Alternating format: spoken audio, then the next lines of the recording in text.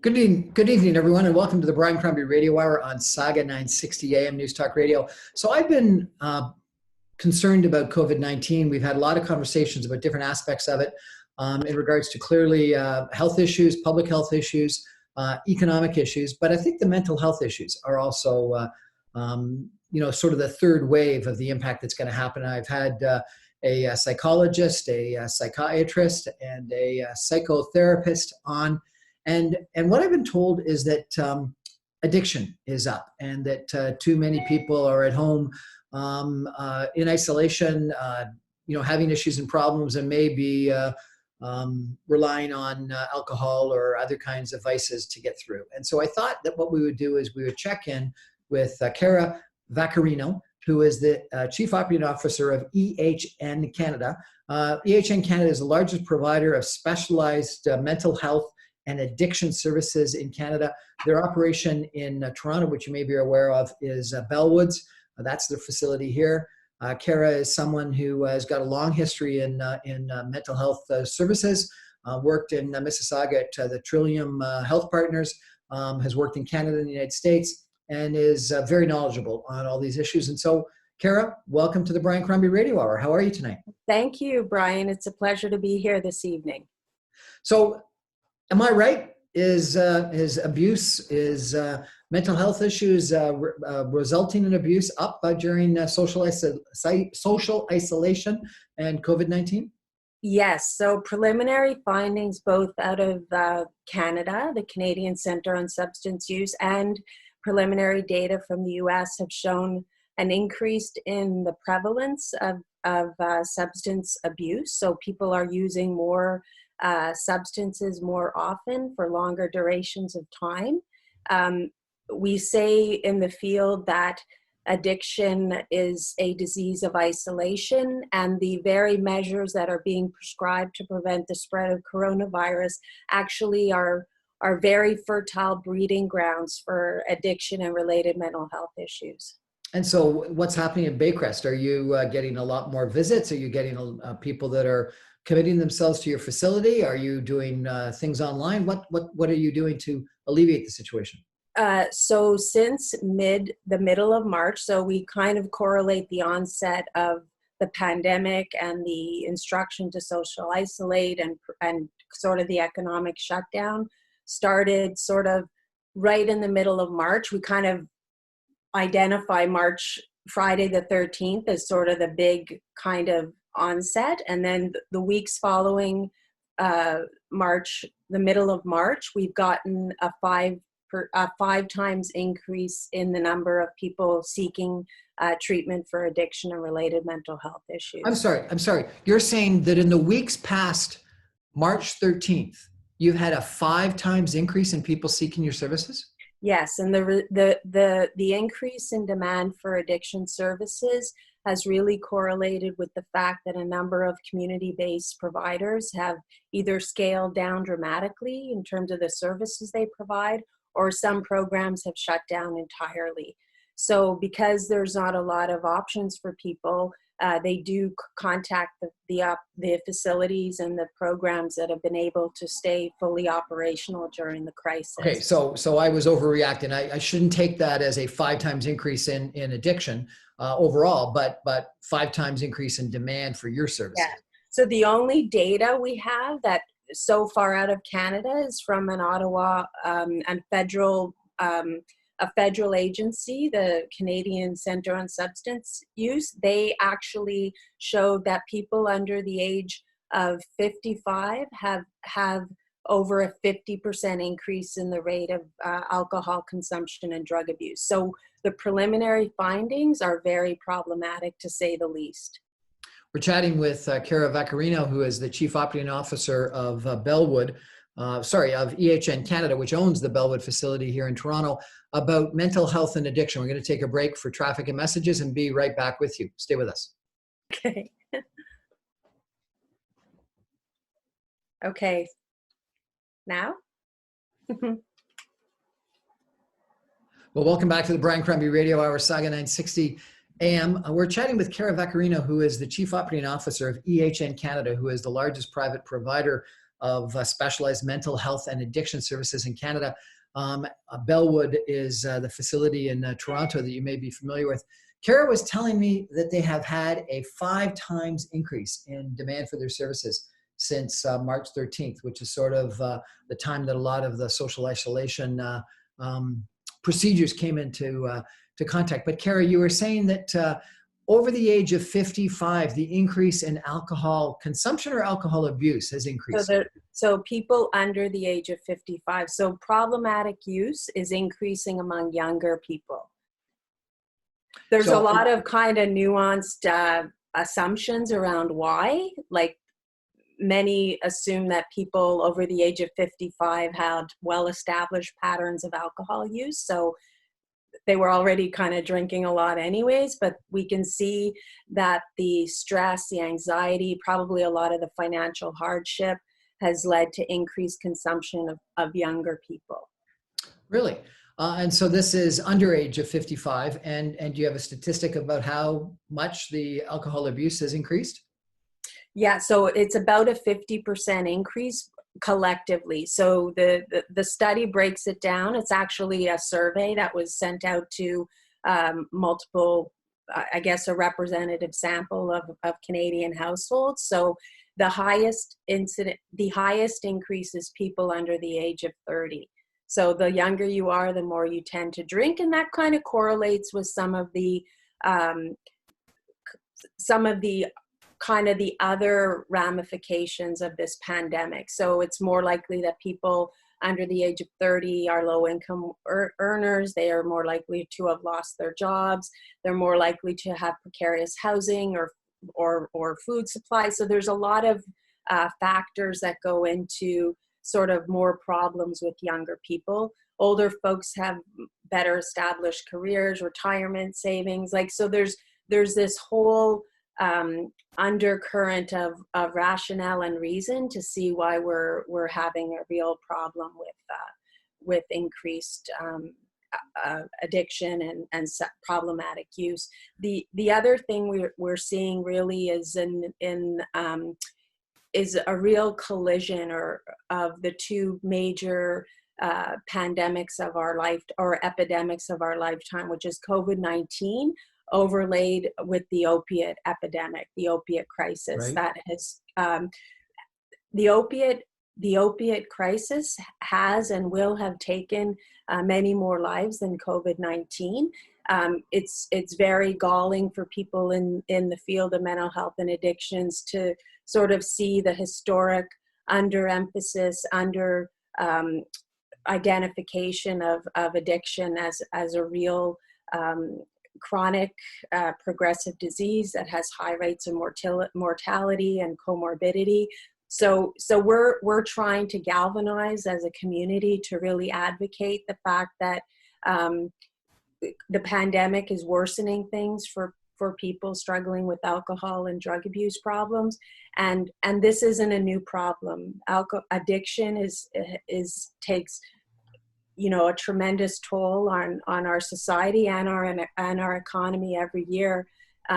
So we're constantly fighting for the spotlight in terms of a recognition, identification, and resources paid to the treatment of addiction.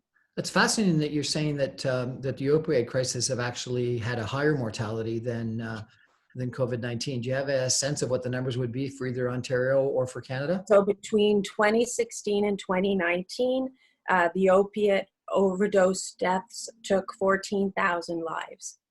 So if you kind of prorate that per year, we know that we've only had, it's a tragic loss of life, but we've only had a fraction of those deaths in Canada due to COVID-19. And what about alcohol or other drug abuse? Do you have any sense of what that would have as mortality on an annual basis? So, ironically enough, even though the opiate crisis did get a fair amount of mass media exposure, we know that the toll that alcohol plays both on mortality and morbidity rates in Canada far exceeds that of opiates, or really all other drugs collectively. So alcohol is by and large, has the most negative impact on health for Canadians. So, Really? yeah, we're talking about the fact that not only does alcohol use or misuse lead to tragic accidents and trauma, domestic violence, which we've also seen increase, by the way, during the COVID pandemic. Domestic violence and alcohol use disorder have a high correlation, so they're often come hand in hand. So Right. alcohol also has huge impacts on physical health. We see higher comorbidity around cardiovascular disease, higher rates of cancer, higher rates almost of every other illness associated with misuse of alcohol. So, there's And this been a real... COVID-19, if anything, what it's done is just taken whatever the statistics were for alcohol abuse or drug abuse or opioid abuse and made it more challenging because people are isolated. Yeah, and there's also another very disturbing trend which has been proliferating on social media, is this glamorization of alcohol use. You see moms homeschooling, memes of them drinking wine while they're homeschooling, insinuations that we need alcohol in order to cope with social isolation. So there's been this comical sort of romanticization or glamorization of alcohol use in the midst of this COVID-19 crisis. That's actually really disturbing in a lot of ways, because it creates this sense of normalcy around abusing alcohol. And also, I think as parents, there's an important place for role modeling in the midst of all of this. And, when we do the postmortem on COVID-19 and the way society coped with the crisis, I think that will come out as something to learn from. Just this whole kind of cultural embrace of alcohol abuse is pretty shocking to a lot of us who've been in the field as advocates for so long. So, bars have closed, restaurants have closed, the places that people would be drinking have closed, but the LCBO and the beer store have stayed open. And so people are obviously drinking at home. Should we have closed the LCBO and the beer store? Well, this is a very hotly debated question because people who develop a high tolerance and may have withdrawal symptoms, if they're not using alcohol habitually, have advocated for LCBO to be an essential service. And it is actually very dangerous if people are addicted to alcohol or have built up a physical and psychological tolerance and dependency. It's actually very dangerous to stop alcohol cold turkey. So there is sort of that harm reduction element of advocating for the LCBO to stay open, and I appreciate that wholeheartedly.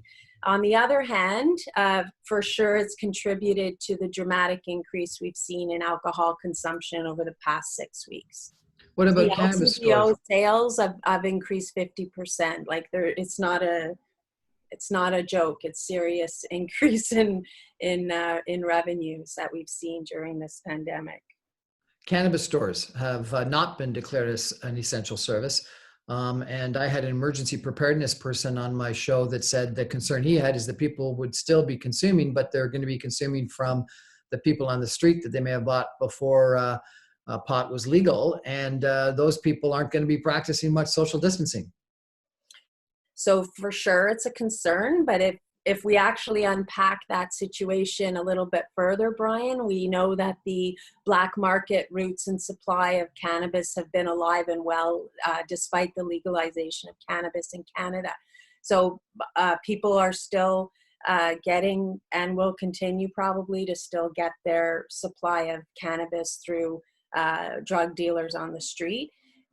We have heard from many of our clients, their families, their networks, that illicit drug supply has been impacted dramatically by COVID. So there's,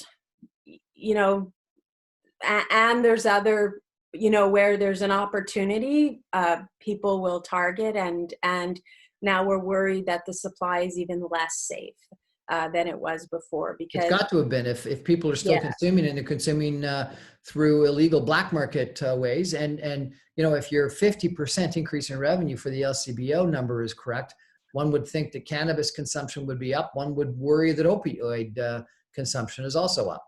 well, and the scary part of social distancing overlaid with the epidemic of opiate use disorder is that people typically or oftentimes will use illicit opiates, fentanyl, carfentanil, oxys in a group of people. And because we've done such an excellent job on the public health front, educating the public about naloxone, you know, typically if an overdose happens, you might have a friend or a buddy with a pen who will revive you. But now people are using alone in isolation, and if they overdose, there's no one around to revive them through a naloxone injection. So it's really, or any type of application of naloxone. So it's super, super scary.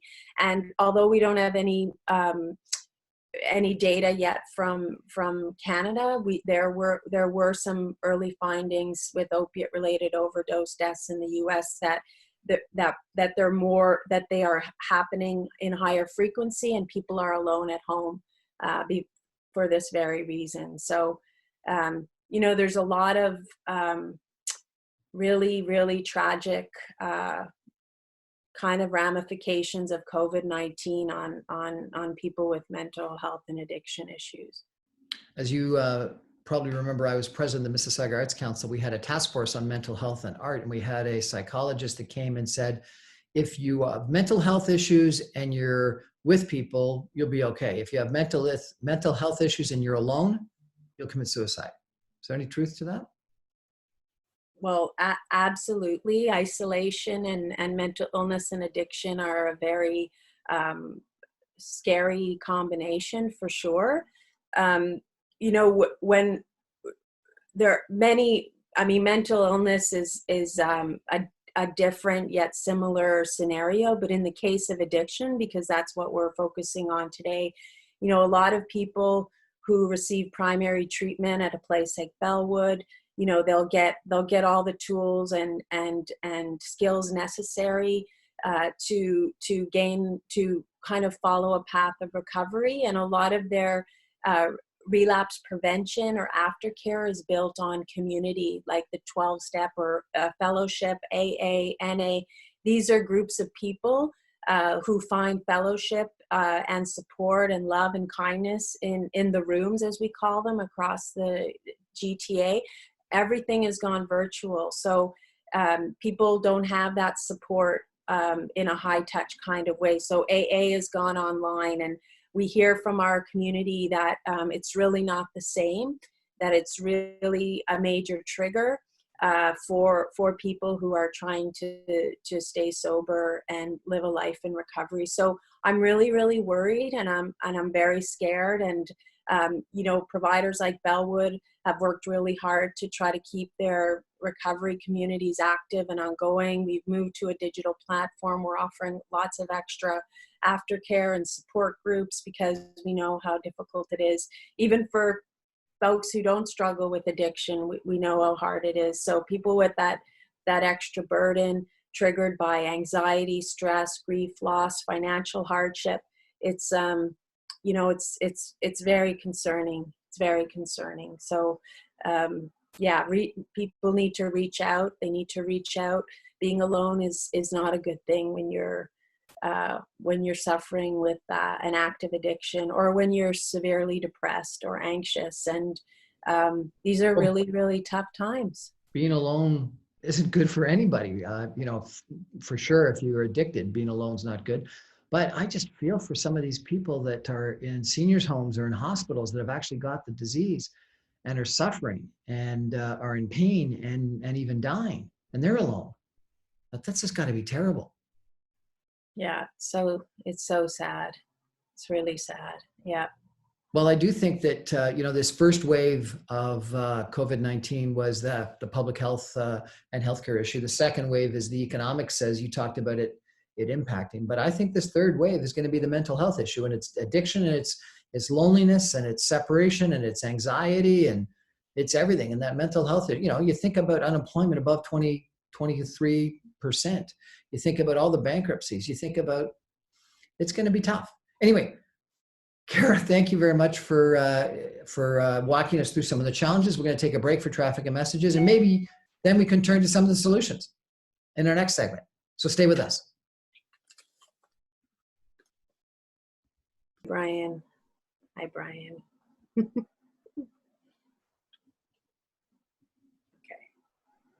Welcome back to the Brian Crombie Radio Hour, Saga 960. We're chatting tonight with Cara Vaccarino, who is the COO, Chief Operating Officer of EHN Canada, which is the largest private provider of specialized healthcare for mental health and addiction services. Bellwood is the name of their facility here in Toronto. We've had a frank conversation about the impact of COVID-19 on mental health, on addiction.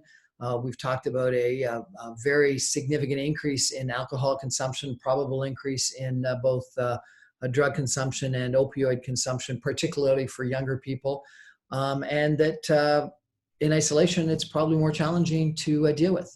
But Cara, maybe we could switch now to what are some of the solutions? So if you have a drinking problem and you're not sure you're addicted, but you got a drinking problem, what do? Do you take a test? Do you call Bellwood? Do you call a psychiatrist? What do you do? This is a very prevalent issue. Substance use disorder. That's the technical term based on a diagnostic and statistical model. The prevalence over a lifetime, 29% of Canadians experience some type of alcohol use disorder. And 29% of us. 29 throughout the lifetime. So at any given time, about 20% of the population, it can be diagnosed with an alcohol use disorder or a substance use disorder. And out of interest, where is that alcohol abuse disorder? Is it a number of glasses a day, or you can't go a day without, or what? What's the categorization? So the Canadian government has minimum drinking guidelines, which you can look up. It's basically a minimum number of drinks per week based on man versus woman. And those are pretty realistic guidelines, I would say, to check your own kind of use patterns to see if they might be problematic. But the criteria for alcohol use disorder or an alcohol addiction really is around the amount you consume, how much loss of control you have, how much time you spend seeking and consuming the alcohol or the drugs. If you're experiencing cravings, like you can't wait to get your hands on the substance, and also have withdrawal symptoms when you stop drinking or using drugs, those are surefire signs that you might have a problem with addiction. If you're really abdicating your responsibilities, not fulfilling obligations at work, at school, at home, that's a big red flag for sure. Also, social isolating. People who use alcohol and drugs problematically often will have a lot of shame and guilt and become very secretive around the use. If you're drinking and driving or putting yourself in other hazardous or dangerous situations, that could definitely be a sign of abuse. So sort of those symptoms are what you need to look out for. Those areas of concern are definitely need to be top of mind if you think you might have a problem with alcohol or drugs. So you commented about a lot of people joking maybe, or being a little bit serious about increased wine consumption and whatnot during COVID-19 and isolation. One of my friends on Facebook is writing COVID week 1, COVID week 2, COVID week 3 on corks, for an example, and posting each one on a Facebook feed. When do you know? How do you know the difference between social drinking? I enjoy wine with dinner. And someone who's got a problem. It's when you've got these cravings issues that you talked about, and when you end up giving up on some of your responsibilities for home or business or whatnot. Is that the sort of the separation Tolerance, point? cravings, you're not doing what you're supposed to. You're very impulsive. You can't wait to get your hands on it. You're spending a lot of time. So definitely those are signs. But addiction really has its antecedents in a biopsychosocial model. So Sorry, hold it. yes, so it's not like you're just going to become an addict. There's Okay, lots of sorry, what was elements. those words again? A Psychosocial. So there's definitely, psychosocial. yeah, so there's biological things that of very, very significant importance, like a genetic predisposition to addiction. So you're more likely to develop a substance use disorder if a first degree relative also has a substance use disorder. So that's why you often see, your dad's an alcoholic, you're an alcoholic, your son's an alcoholic. There's Right. this, actually it's about a 40 to 60% of addiction can be explained through a genetic predisposition. There's also, in terms of biological predisposition, we know there's racial differences or cultural and racial differences. So, Caucasian people, Native Canadians are more likely to develop addiction than an Asian person. And that's because there's a different genetic liver enzyme that predisposes certain races to others. So there's definitely a deep Really, that's interesting. biological, kind of bedrock for addiction. Then the psychological aspects of addiction, that's where we're really dealing with people who may have a concurrent psychiatric illness, depression, anxiety, attention deficit hyperactivity disorder, and a huge one is post-traumatic stress disorder or PTSD. We know that people who have psychological issues with aggression or impulsivity have a higher likelihood of developing an addiction than people who don't. And then the social aspects. So remember the biopsychosocial, the social aspects of addiction really relate to things, where your parents may have not formed a very close attachment, or your role models aren't the best, or you're in a peer group that applies a lot of pressure to use drugs or alcohol. So, addiction or substance use disorder is a pretty complex thing. It's like most chronic progressive diseases. It's got a lot of different aspects to its etiology and perpetuation. So if one is worried that because of whatever and accentuated because of isolation, they've got some problems, what do you recommend they do? So first of all, you got to reach out for help. The first thing that is very, very important to do is get a good, thorough assessment by a regulated health professional, a licensed mental health professional, a psychiatrist, a family doctor, who will basically ask you a ton of questions in line with some of the things we were talking about today. They're going to ask you how much you use, how often do you use, how hard do you work to get the drug, do you have harmful consequences of using. So there's a standardized assessment that we use in the field to basically determine if you have a substance use disorder, and if you do have a substance use disorder, how severe is it. So typically diagnoses, psychiatric mental health diagnoses, range on a continuum from mild to severe, and that really will depend on what your treatment plan should be. So people with severe substance use disorder, so these are people who really are may have hit the proverbial rock bottom, or people who have lost their marriage, their jobs, lots of consequences, plus a physical tolerance and withdrawal symptoms. That would be in line with a severe case. And oftentimes what we'll recommend is residential or inpatient treatment, particularly if the patient or the person is abusing alcohol or barbiturates. Those are drugs that could be lethal if you detox by yourself at home. It could be super, super dangerous. So we recommend inpatient detox for those types of clients, because we can give them medication-assisted therapies to help with withdrawal symptoms and cravings, so that they can get through the worst part of the kind of detox with some medical support and monitoring. Now, we've heard such big concerns about long-term care and other institutions, prisons and other places. Are residential places to go to for detox safe to go to in COVID-19 scenarios? So places like Bellwood are very safe, because we are following or exceeding all the public health guidelines. So so we take everyone, all the patients' temperature twice a day. That's called active surveillance. We screen for symptoms every day. There's no visitors to our facility. People who come into Bellwood are admitted to Bellwood. They go through a big pre-screening process before they're admitted. Then once they're admitted, they're screened again. Like, if anyone has symptoms, they're put in strict isolation. We send them for a test. So, knock on wood, we have had no COVID cases at Bellwood or any of our facilities across Canada.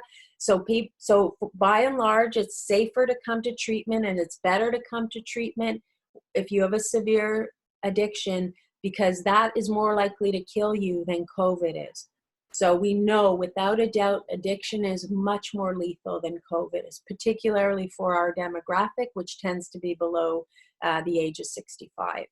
So it's super, super safe to come to treatment. And if you're struggling in a severe, dramatic way, really now is the best time to come to treatment. You're not missing anything, it's actually a really good place. And our patients have a lot of gratitude and recognition for the gift they've been given, and they're very happy to be with us. And a lot of them don't want to leave, to be. Your demand is up fivefold. Do you have room for people? Yeah. And then so that's for the severe cases. But by and large, most addiction is treated on an outpatient basis or a primary care level. So there's lots of great community-based outpatient programs. We have outpatient programs at Bellwood too. And then mild cases, that's often a coaching type of primary care. So it really depends on how severe your addiction is in terms of what treatment is recommended. Do these 12-step programs work? Absolutely. So 12-step recovery, AA and NA, work in terms of helping people maintain sobriety. So please let me be clear. AA, NA, these peer support groups are phenomenal in terms of peer support. They are not a treatment program. So by and large, people with substance use disorder or addiction, they need behavioral and psychological interventions and 12-step. It's not one or the other, it's both in combination. But we know for sure, and there was just a very impressive paper published by John Kelly out of Harvard that demonstrated that AA and NA and all of these self-help groups are extremely effective. It was a very comprehensive study, and we are very 12-step positive. But we don't rely on that alone. We have master's level and PhD clinicians that provide cognitive behavioral therapy, dialectical behavior therapy to really help people with addiction gain the coping skills and tools they need to stay well when they leave treatment. So what is cognitive behavioral therapy? So that's an evidence-based approach to help people think about the world in a different way. So and dialectical behavior therapy, which really is our clinical platform at Bellwood, is really to help with relapse prevention and giving people tools around 4 major areas. So they'll learn distress tolerance. So they'll learn how to manage feelings of distress and upset in a more productive and effective way. So distress tolerance. The other thing is emotion regulation. We know that people who have addiction often have a really, really tough time managing their emotions. So we teach people how to ground and contain and really be effective in regulating their emotions so they don't freak out at small things. The other thing we teach them is interpersonal effectiveness. So a lot of people with addiction are triggered by poor relationships or ineffective ways of communication. So we teach people how to be effective interpersonally. And then the last thing we teach them is mindfulness, which is a very popular buzzword right now. But mindfulness is really about being present and centered and very conscious about not worrying about the future or worrying about the past. It's really about being in the here and now and working effectively at navigating your situation as it presents itself.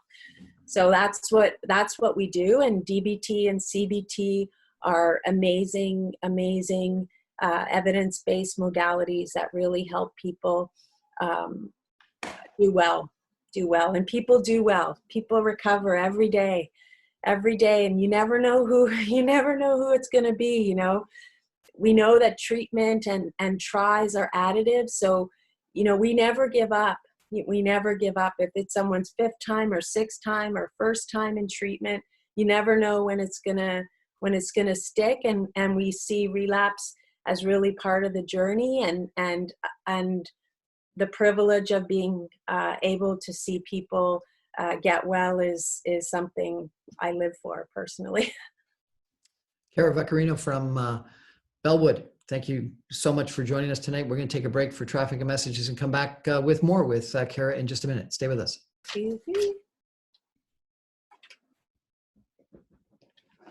Well, welcome back to the Brian Crombie Radio Hour, Saga 960. I get the privilege of interviewing interesting people and bringing them to you every Monday through Friday at 6 o'clock on 960 AM. You can stream me online at www.saga960am.ca and or all my video casts and podcasts are available on my website, briancrombie.com. Cara Vaccarino, who is the Chief Operating Officer of EHN Canada, the largest private provider of mental health and substance abuse addiction services. Bellwood is their facility in Toronto, has joined us tonight, and we've had a sobering, actually that's an ironic use of word, but a sobering reflection on some of the statistics in regards to substance abuse. Cara says that revenues for the LCBO is up like 50% since March 15th. The use of her facility's services has gone up by fivefold, 500%.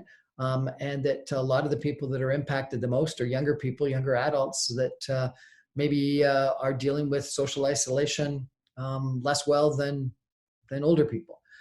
Cara, you know, what you've talked about is a lot of the people that are no question addicted, and what they're doing either by coming to your facility and or by joining 12-step programs.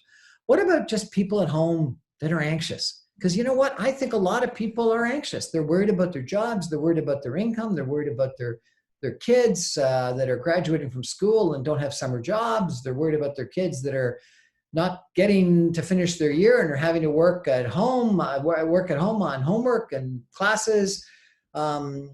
They're seeing a lot more of their families and spouses day in and day out than they were expecting to. How do you recommend people deal with all this stress? So it's very stressful for you and I included. I mean, we're all very worried about all the things you mentioned, and we should be worried. This is probably, I mean, they say these times are unprecedented, but hopefully we will never see this again in our lifetime. And there's really nothing to compare to this. So you must acknowledge, first of all, that the fears, the worry, the anxiety are realistic. They're not out of proportion to the situation. So I think validating one another's feelings is critically important to getting through this, because we're not overreacting. This is a big, important, bad crisis. And at the same time, we can worry and we can fret and we can be anxious and we can be hopeful. And we know this will pass. We know the next 6 weeks won't be as bad as the last. Our peak seems to have come, and we're seeing less infections every day. We're starting to see the light, so to speak. So it's okay to be two things. We call that, that's the dialectic in our therapeutic approach. We can have two very conflicting things happen at the same time. So anxiety and doom, and hope and positivity. So it's okay to feel all these things at the same time, because it's a pretty dramatic set of circumstances we're facing. So talking, reaching out, doing the best you can to not shut down and isolate. If you see you're starting to have symptoms of anxiety and depression, sound the alarm bells. There's people out there. If not your friends and family, there is help available through mental health and addictions programs across the city.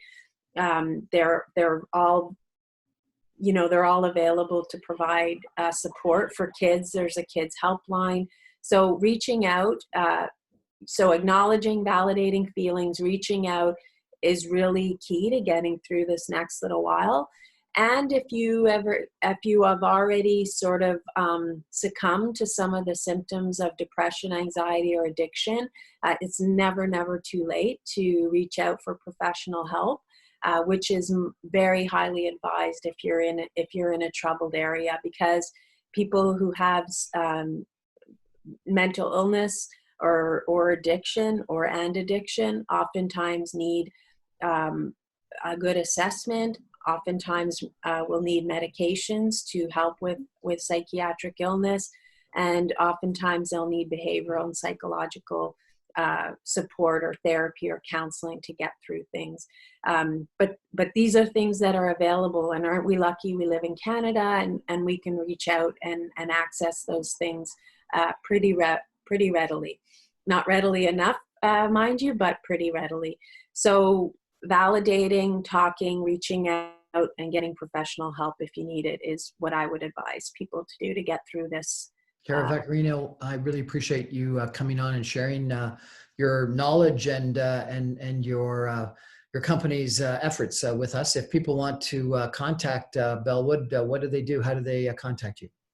So just look us up online, Bellwood Health Services, EHN Canada. We are available 24/7. If we are not the place for you, we work very, very hard to connect you to the place that is. Yeah, we're here just like a lot of other people are here to help you. Cara Vaccarino from EHN Canada and Bellwood in Toronto. Thank you so much for joining us tonight. We're going to take one last break for traffic and messages, and then I'm going to come back with some of my concluding comments. Stay with us. Thanks, Cara. Well, that was an absolutely fascinating conversation with Cara Vaccarino of EHN Canada, Bellwood, on mental health and addiction. I've got a couple of final comments, if I could, because I think a lot of us, may not be as bad and as in need of help, professional help, as some of the people that are justifiably and should be reaching out to Cara and her institution. But a lot of us are anxious. A lot of us are worried. A lot of us are having problems with this whole social isolation and worries about loved ones. I have an elderly mother, and I'm desperately worried about her and how she's going to be dealing with the situation, because if she caught this infection, it would be a big issue for her and our economy, and what's going to happen with our kids, with ourselves, with our families, with our local businesses, etc. And so I've got a couple of suggestions, and Cara may or may not agree with them, but I think that exercise is the number one. You're stuck at home, get out for a walk, do some exercise, lift some weights, get on a bike. I think that's number one. Number two, keep a regular routine. Don't sleep in, don't wear your pajamas all the time. I get up and I get dressed and I do my commute from the bedroom to my office. I've set up a room as a really nice, productive office. And so have a routine. Make sure that you get good sleep, but not way too much sleep, because then you're going to be napping all the time. I think you need some interaction. And so therefore, this whole thing about social distancing was wrong. It should be physically distancing, but be socially connected with people, be socially close with people. Just do it virtually through Zoom or whatnot. Cara talked about having hope and positivity. I think that's so critically important. But I also think you got to have some fun. And so go out there and have some fun. However it is, whatever it is you do, have some fun. I was playing football with my son. Get in and make sure that you've got some fun. And then I think the final thing, and probably the most important one as far as I'm concerned, and it's maybe a little bit difficult with some of these rules, but you got to get out into nature. You got to be happy about this world we live in. You got to get some vitamin D. You got to get some sunshine. So whether it's a walk in the park or a walk in the tree or just a walk and sit in the backyard, get out and see how beautiful this world is, because we're all going to be back in it sometime soon. Anyway, that's Brian Crombie and the Brian Crombie Radio Hour. Cara, thank you so much for joining us. Good night, everybody. Have a great day. Bye-bye.